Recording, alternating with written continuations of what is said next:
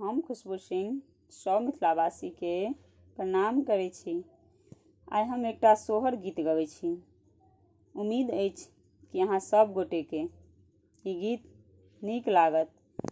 तऽ गीत के लाइक, सब्सक्राइब और शेयर जरूर कऽ देबै। जय मिथिला, जय मैथिल।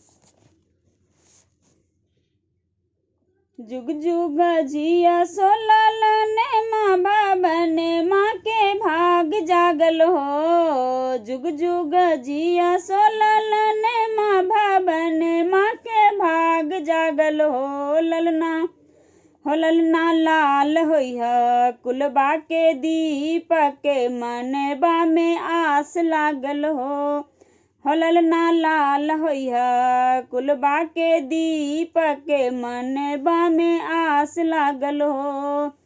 आजू के दिन माँ सुहावन रतिया लोभावन हो।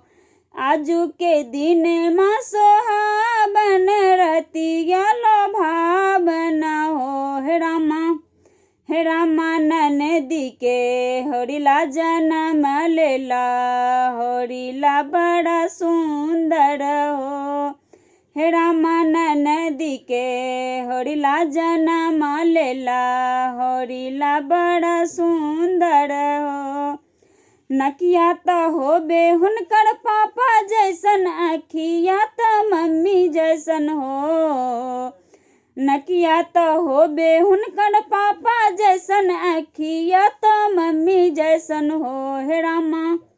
हे रामा मुँह बात चंद बासुरोज बाकी सगरो इजोर भेला हो। हो रामा मुँह बात चंद बासुरोज बाकी सगरो इजोर भेला हो। नच नच गाबेली भाभी ललन के खेला बेली हो।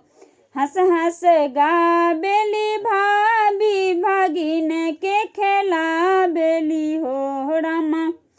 हो रामा हंस हंस सोहर गाबेली सबके सुनावेली हो। हो रामा हंसी हंसी सोहर गाब के सबको सुनावेली हो।